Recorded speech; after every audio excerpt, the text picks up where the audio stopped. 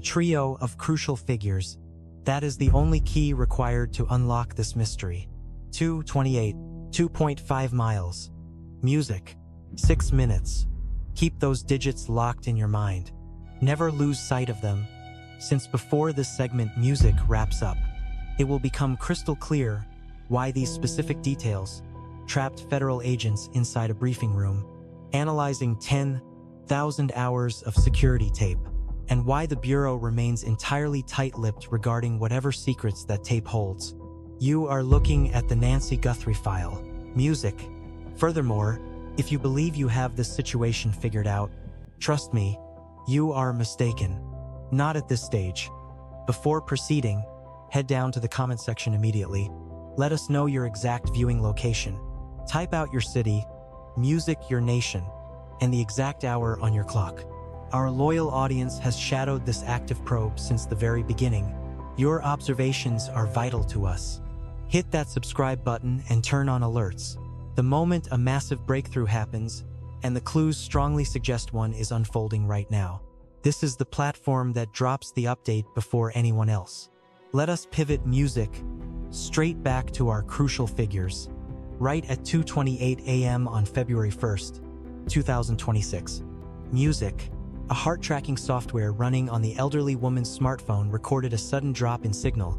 The medical implant, designed to constantly monitor her vital rhythms day and night, severed its wireless pairing with her mobile device. That specific drop-off music is absolutely not just speculation. It represents a verified, precisely timed piece of clinical evidence openly backed by detectives. Top-level authorities, familiar with the probe, informed the national press that this connectivity failure happened during the pre-dawn stretch of February 1st. The local sheriff's office backed this up. The Federal Bureau verified the exact same detail. Digital logs simply cannot fabricate the truth. You must grasp the investigative weight of that severed link. Only 3 distinct situations can ever cause a life-saving implant software to break contact with its host device. The handset gets carried outside of the short-range frequency. The program gets deliberately shut down by human hands, or the individual carrying the implant is forcefully taken away from their property's digital footprint. Any of these distinct possibilities lead authorities straight toward one chilling, undeniable deduction. The moment the clock struck 2:28 a.m., someone was transporting Nancy. This 84-year-old resident had occupied that exact same Tucson hillside property for over 5 decades. Her survival hinged on routine heart prescriptions, relying heavily upon that specific digital tracker to ensure her physical well-being. Yet, at precisely 2:28 a.m., the technology immortalized the exact second she was permanently severed from her sanctuary. Moving on to our next critical digit, music. 2.5 miles. Down Camino Royale, a quiet neighborhood bypass slicing across the northern Arizona landscape. A local doorbell lens caught something crucial at 2:36 a.m. An automobile rolling down that desolate stretch during an hour when practically nobody possesses a legitimate excuse to be out driving. Music. Local law enforcement openly acknowledged that the arrival of this mystery car perfectly matches their reconstructed chain of events. Music. Federal agents echoed that sentiment.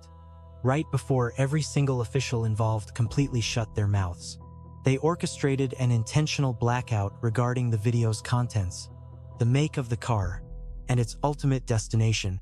A network journalist personally navigated the stretch between the victim's house and the exact spot on Camino Royale where the lens recorded the moving car.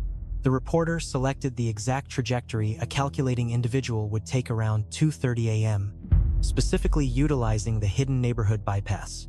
Music. It is a carefully plotted trajectory bypassing busy traffic lights. The ideal shortcut for anyone aiming to vanish rapidly without drawing unwanted attention. Navigating that distance consumed exactly 6 minutes. 2:28 a.m. is when the medical link drops.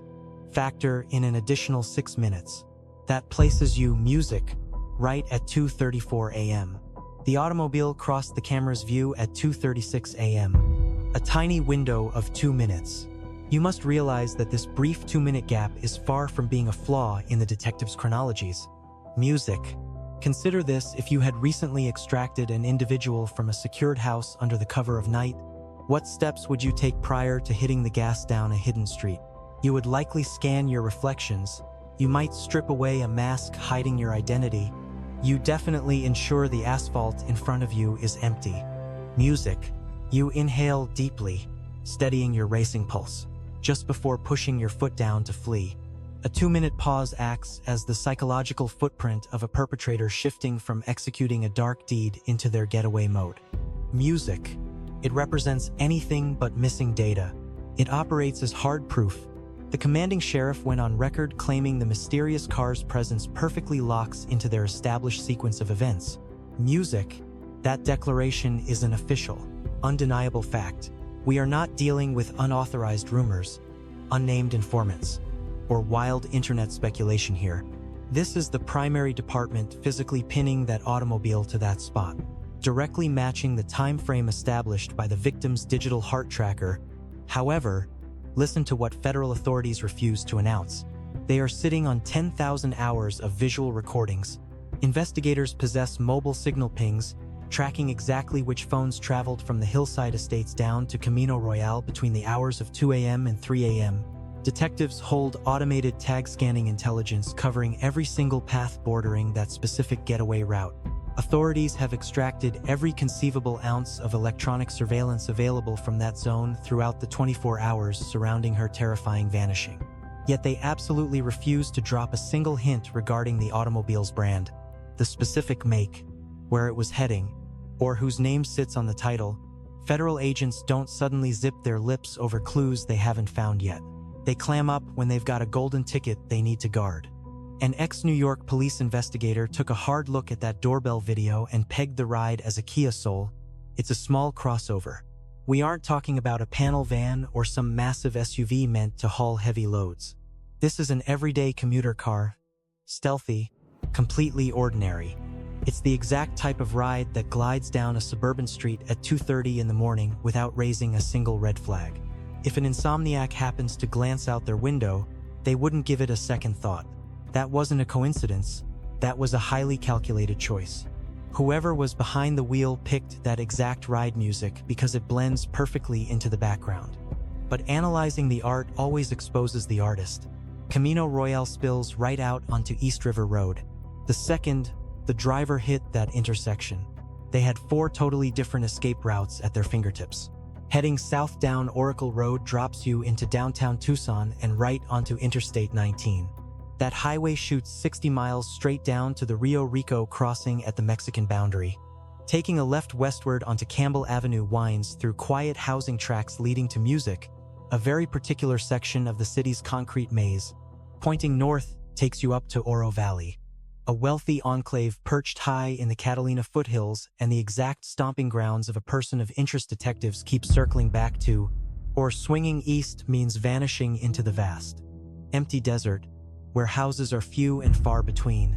Music, filled with bone-dry riverbeds, isolated hiking paths, and rugged landscapes where a former cop flat-out stated someone could vanish without a trace for months, even just 2 to 5 miles from Nancy Guthrie's front doorstep.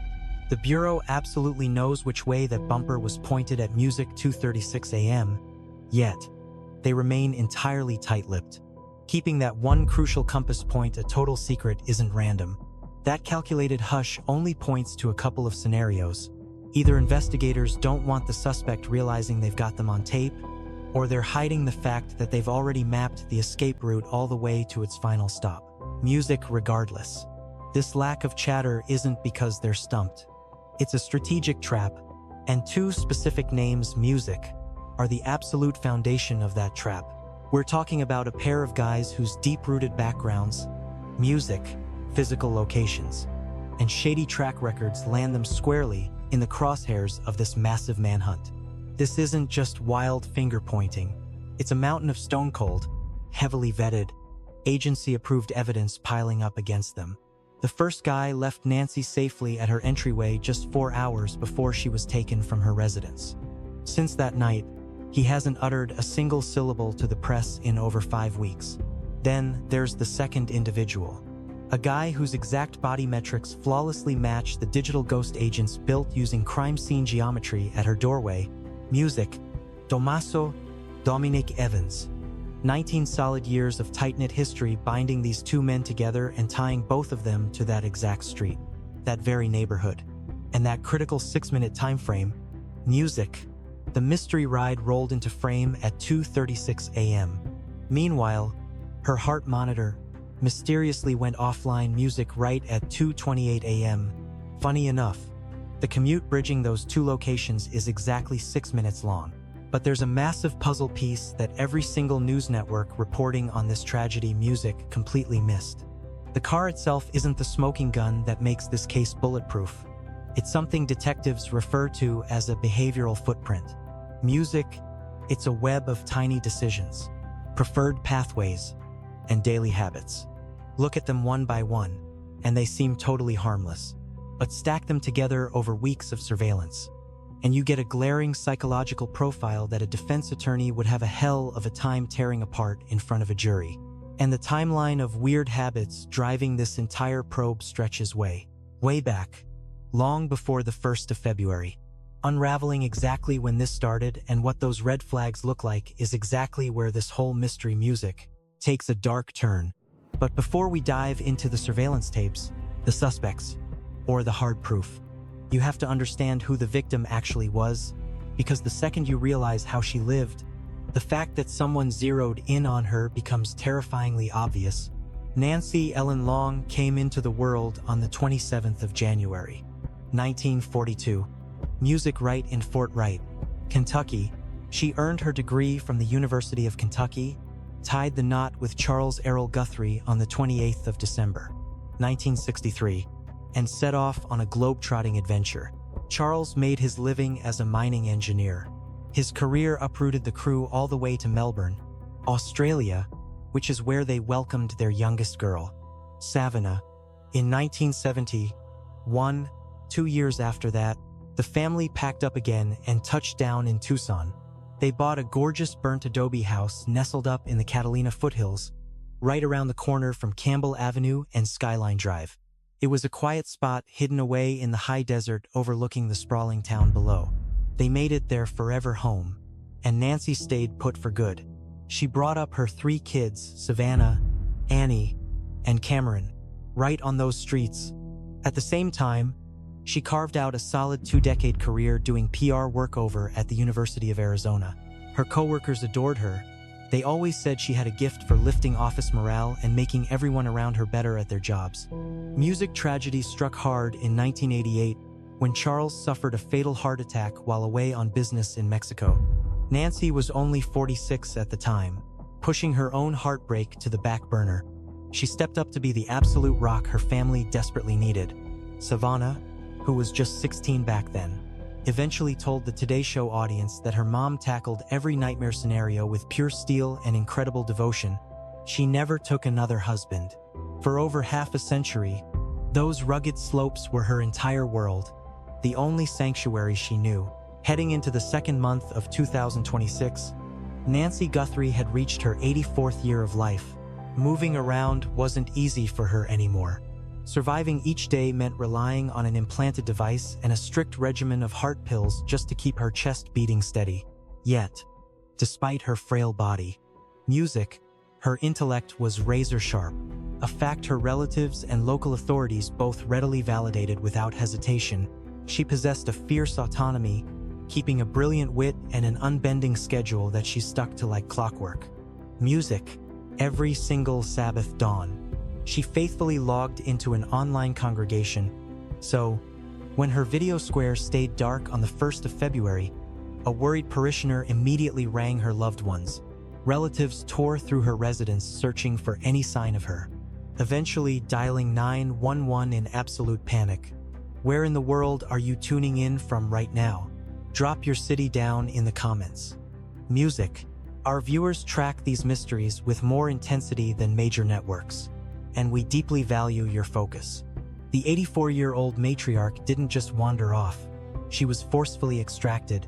Music, and whoever orchestrated this removal possessed intimate knowledge of her floor plan, her daily habits, and the precise window of her absolute vulnerability. The 31st of January, 2026, marked the final normal night this elderly woman would ever experience. Right at 5:32 p.m., she tapped into a rideshare service on her mobile device, securing a quick transport out of her quiet neighborhood to visit her child, Annie, who lived just down the road. They shared a warm meal together, followed by several rounds of tabletop games, music. For approximately 4 hours, she enjoyed the company of her daughter and her son-in-law, Tomaso Cion. Everything felt entirely predictable, cozy, and familiar. Nobody reported a single strange occurrence during that visit. Music close to 9:48 p.m. Tommaso chauffeured her back to her driveway, where the automated bay slowly lifted. The barrier sealed shut at exactly 9:50 p.m. Her daughter's husband later swore he kept his eyes glued to the property until he knew she was secure indoors music, before finally driving off into the dark. Those brief 120 seconds of mechanical operation represent the final verified music, piece of concrete evidence establishing the matriarch's presence inside her fortress, breathing and completely unharmed. Music. Following that, a heavy silence swallows the estate, windows go black, and a sinister countdown begins. For an agonizing 3 hours and 57 minutes, a chilling void dominates the timeline. Zero phone activity, zero text sent, and absolutely zero activity picked up by the interior security arrays. She was utterly isolated within the walls she had called her own for upwards of 50 years, nestled within a community she memorized, resting on a mattress that had held her through half a century of arid, twilight hours. She harbored absolutely no suspicion music regarding the nightmare approaching her doorstep. Right at 1:47 a.m., the lens guarding her main threshold music suddenly lost power. This wasn't an electrical blip, nor was it a random hardware failure. The system was deliberately blinded at an exact second during a crucial time frame. A detailed detectives openly admit ties straight into her vanishing act. Local law enforcement laid it out plainly. With federal agents backing them up, an unknown figure intentionally severed the video feed before ever stepping up to the porch. Things like that aren't mere coincidences. That indicates calculated execution. A sinister blueprint becoming reality second by second. Roughly 25 minutes after the blackout, near 2:12 a.m., an auxiliary lens positioned on a different side of the yard music triggered an alert for physical activity. Yet, no visual data was saved, primarily because the homeowner lacked a premium online storage plan for that specific hardware. Music. The program's algorithm definitely spotted movement. However, the digital vault remained completely bare. Moving forward to 2:28 a.m., music. The medical tracking program installed on the elderly woman's smartphone suddenly dropped its signal to her music internal chest device. Yet, her mobile, her billfold, her auditory assistance earpiece, her life-saving pills, and her vehicle were entirely abandoned inside the residence. This woman didn't just stroll out the front gate, she never dialed out for help either. Every single object required for a voluntary departure remained untouched in its proper place. Music. The lone absent element in that house was its owner. Upon breaching the property and sweeping the entryway, forensics teams discovered bodily evidence that laboratory testing later matched directly to the missing octogenarian. The head of the county police revealed to major press outlets that the crime scene contained deeply unsettling elements, holding back the darkest specifics from the general public. The bracket meant to hold the entryway surveillance tool was completely stripped bare. The entire unit had been physically pried away.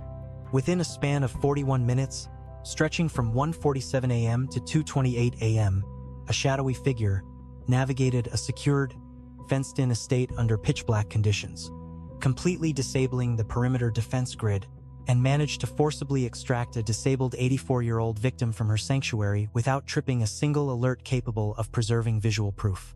You don't witness that kind of flawless execution from a random drifter selecting targets on a whim. That requires an operator who had mentally rehearsed every single step through the yard long before the actual midnight invasion. And whatever clues sat just past that main threshold were preparing to show detectives exactly what breed of monster they were hunting down. 9 whole days. That's the staggering amount of time crucial video evidence remained completely inaccessible. The moment authorities initially analyzed the main entrance lens, following the missing person report filed on the 1st of February. Music, 2026. The golden key to the puzzle was physically right there, attached to the exterior wall, 6 feet above the exact threshold she crossed on a daily basis. Yet, lacking a paid digital storage plan, those local video files vanished into thin air. That lens had captured music, every single detail. The hard drive meant to secure it came up totally blank. That is, when the federal cyber specialists started digging into the shadows, Agency Director Kash Patel announced to the press on February 10th that investigators managed to salvage video files hidden deep within the leftover digital footprints of the camera manufacturer's mainframe networks. The major search engine corporation stepped in with advanced digital support music, and the secrets yanked from those sleeping network archives completely flipped the public narrative of this entire mystery. The retrieved clips revealed a completely concealed individual walking up to Nancy Guthrie's entryway during the dark, early morning hours of February 1st. Music. This unknown person was entirely cloaked from top to bottom, wearing shadowy layers, dark hand coverings, athletic shoes, and a full facial covering, which federal analysts pointed out looked pale on screen only because of the doorbell lens's night vision sensors. In reality, that covering was pitch black. The suspect hauled a dark 25-liter Ozark Trail outdoor rucksack, a specific bag you can only purchase through a massive retail chain's exclusive line.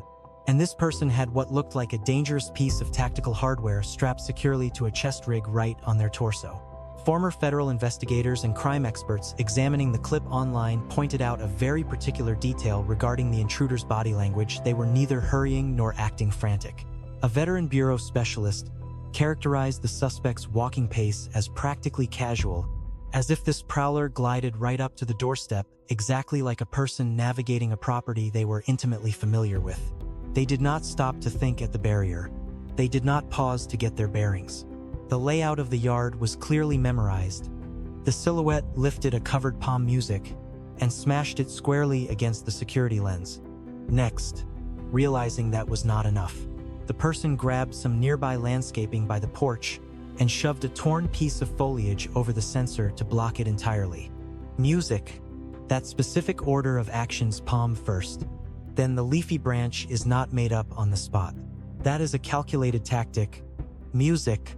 This was an individual who plotted against that specific security measure long before showing up. And this is exactly where the video turns into a massive piece of digital evidence. Federal authorities dropped 2 separate batches of still shots pulled right from that salvaged front porch hardware. An insider verified to a major news network that these files were recorded across 2 completely different nights. Not merely the dawn of February 1st. The prowler had actually stalked Nancy Guthrie's porch prior to her disappearance. Federal agents pitched a solid white canopy right over her main walkway, took precise spatial readings using specialized illumination that perfectly mimicked the night vision conditions of the original device, put their own personnel in identical outfits, music, and verified the mystery person stood somewhere between 5 feet 9 inches and 5 feet 10 inches. Music. Tall, with a medium frame. Meanwhile, analyzing that night vision tape, retired federal supervisor Jim Clemente spotted what looked like a distinct blemish right on the intruder's right forearm area. Music. Quite possibly some permanent ink. Should that be proven, that little stain acts as a biological fingerprint, capable of eliminating or confirming targets in the lineup with absolute certainty. You really have to wonder who exactly stakes out a music home, comes back for round 2, completely geared up, and slips right past a secured main door in pitch blackness without setting off any security sirens whatsoever. The simple truth is, that is not the work of a random passerby. Music. That is the behavior of somebody working off inside intelligence. And the exact 2 individuals that detectives continually circle back to both held the keys to those secrets. Whenever detectives try to unravel how someone vanished, the absolute first thing they want to know is music. Incredibly basic. Who laid eyes on her last? And regarding this mystery, that detail has remained exactly the same. All fingers consistently point straight at one specific guy. Tomaso Cion is 50 years of age. He entered this world on June 18, 1975 over in San Giovanni Valdarno, an ancient medieval village tucked inside the Italian region of Tuscany. He moved out to Tucson back in 2006, which happens to be the exact same calendar year he tied the knot with Annie Guthrie, Nancy's oldest child. Music. For over 15 years, he has been an educator handling 6th grade science and advanced placement biology at Basis Oro Valley School. His campus is located roughly 10 miles straight up north from Nancy Guthrie's Catalina Foothills residence. Music. On a self-written profile posted to an Italian heritage group's webpage, he paints himself as a guy who jots down stories in his spare time, observes music, reptiles, strums the electric bass guitar, and crafts his own pasta from scratch. Looking at him from the outside, he seems like a totally reserved, music, low-key, sort of fellow. He was the one who chauffeured Nancy back to her place on the evening of January 31st. He swore she made it safely indoors before he drove off. His vehicle vanished from her property line right at 9:50 p.m. Music, and ever since that exact minute, the official paper trail tying him to this massive search effort has been enormous, yet heavily leaning in a single direction. Federal agents completely tore through Annie and Cion's primary residence on 5 totally separate occasions. The initial sweep went down on February 7th, exactly 6 days after Nancy was officially declared a missing person. Detectives came crawling right back to that address, locking themselves indoors for hours on end, snapping pictures of various living spaces while a swarm of official cruisers completely locked down the street. At one point during these raids, music, eyewitnesses caught operatives hauling a metallic silver lockbox straight through the front doors.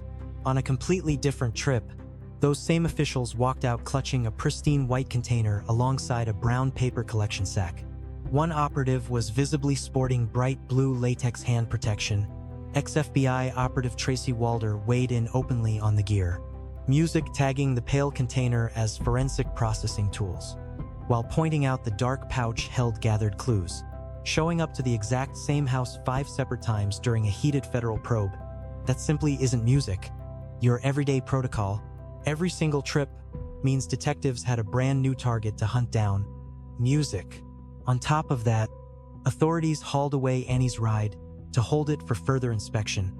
Sheriff Nanos openly verified the seizure, but kept his lips totally sealed about what clues they were actually hunting for. Let us shift to what everyone actually saw online. Music.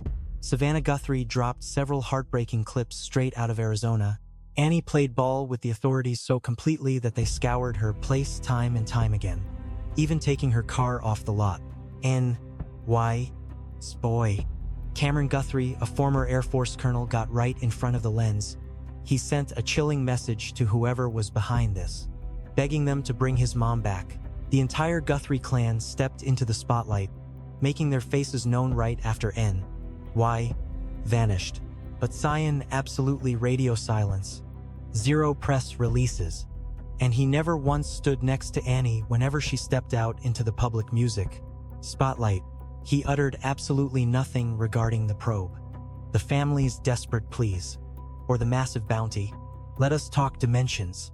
The Bureau's crime scene breakdown at N.Y.'s doorstep pegged the mystery figure's height somewhere between music, 5 foot 9 inches and 5 foot 10 inches.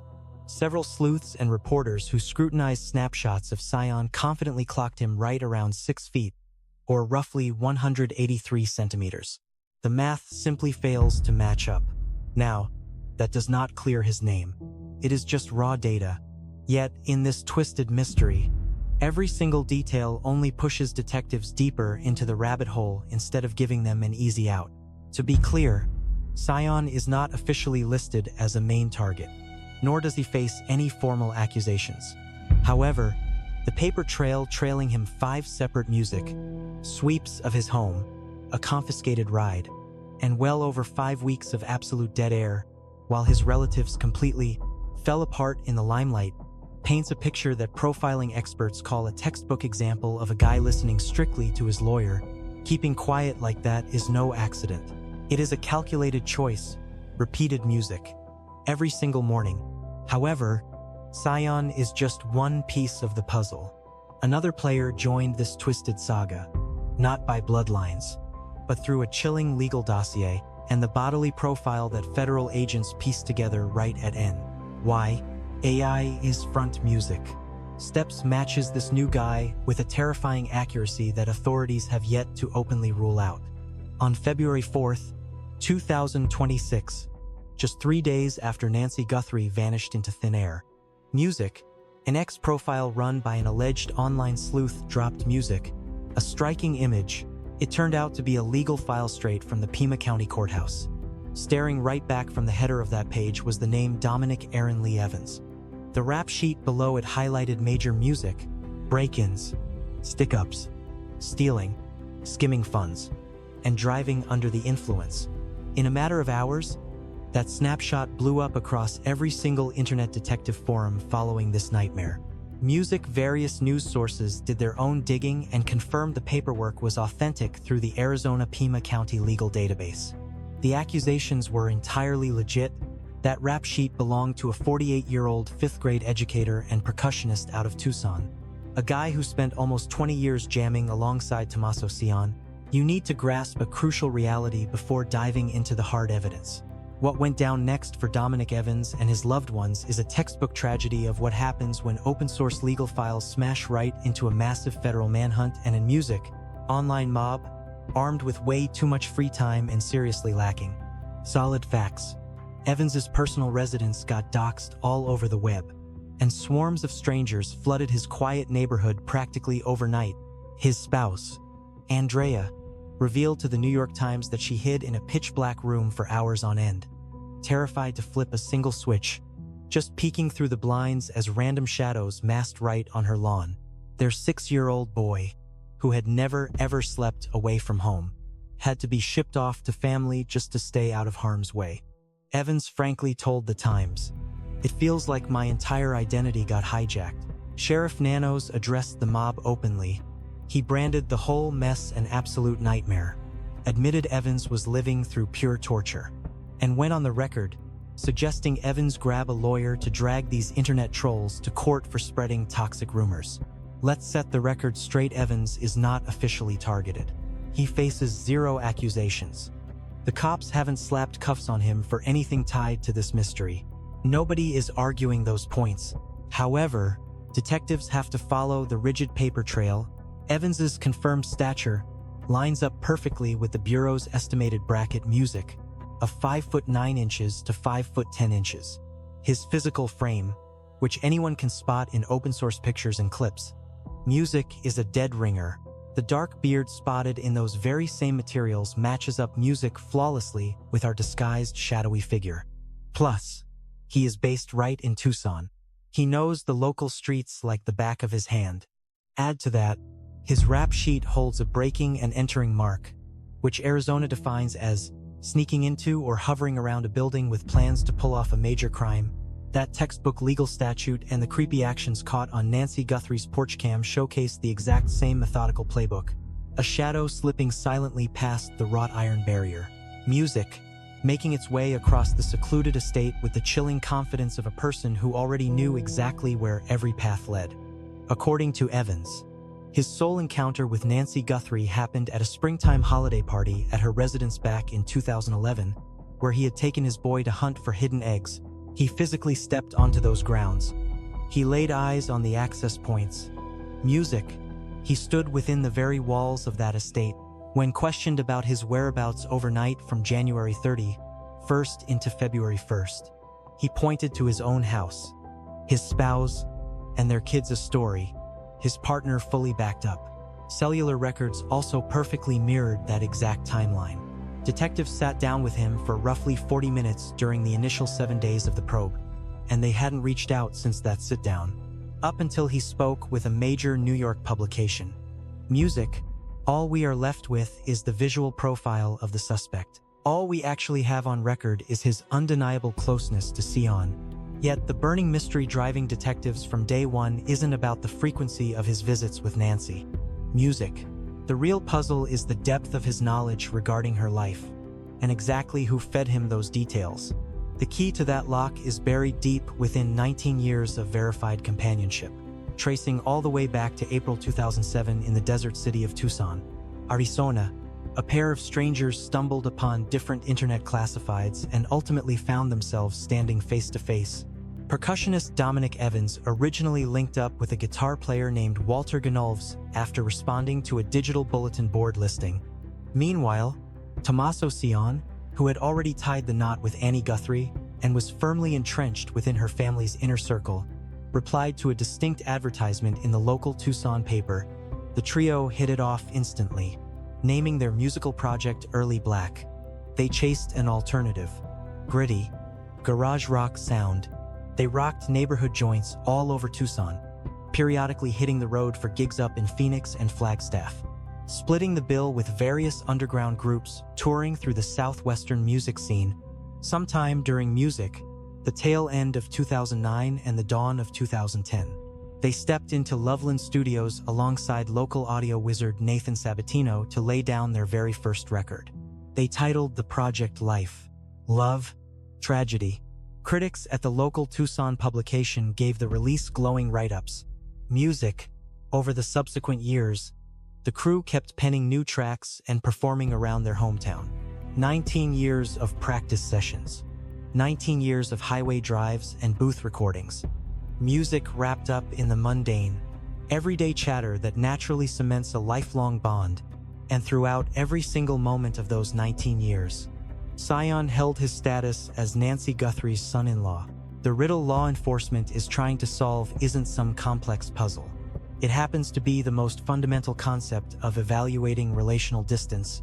Exactly what details does an individual absorb about a household over 19 years of proven music, camaraderie with a guy who married into that exact family tree? Not by grilling them or spying on them, but simply by talking. The exact type of casual venting that goes down during late-night drives between concert venues. Music, inside a jam room, long after the crowds have dispersed. Within the organic exchange of life updates between two buddies who built an unwavering trust over almost 2 decades of mutual experiences.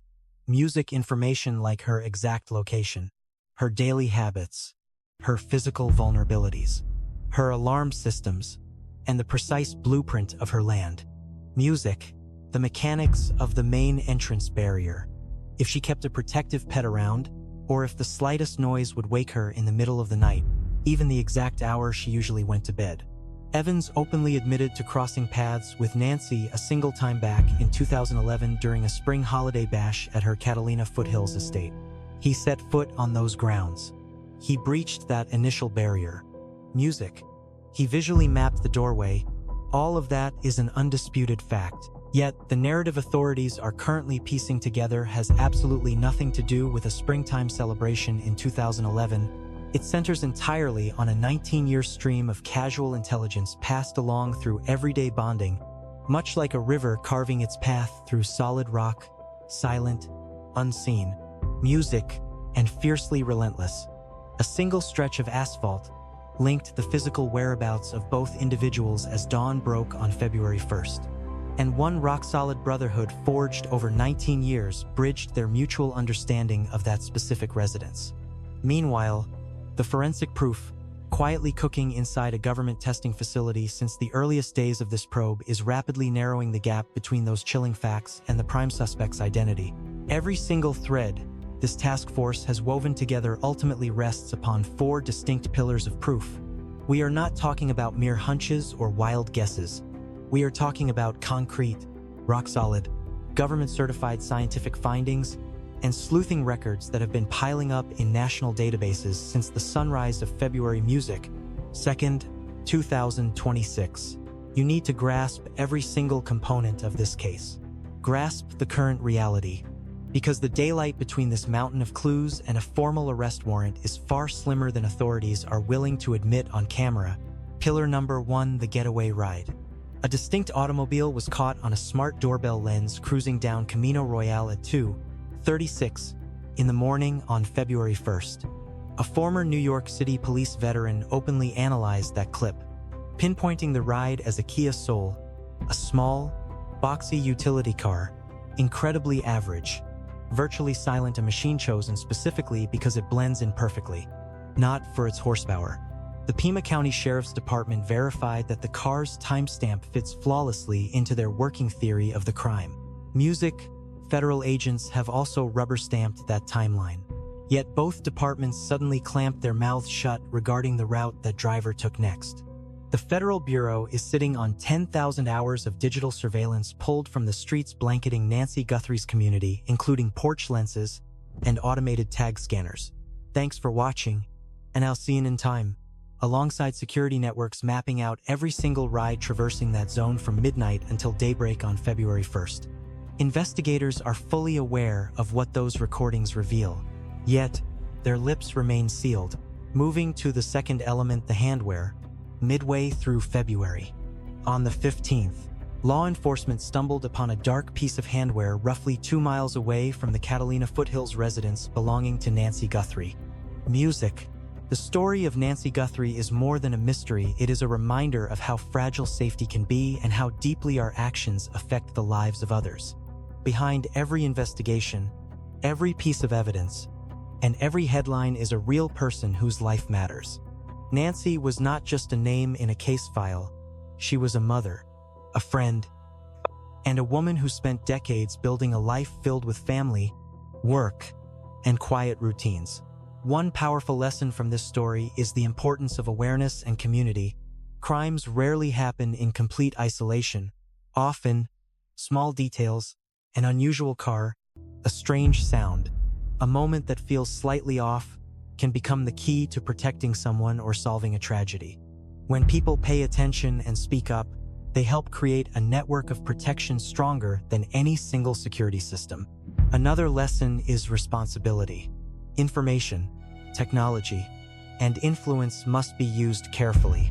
In the age of the internet, spreading unverified accusations can harm innocent people and cause real fear in communities.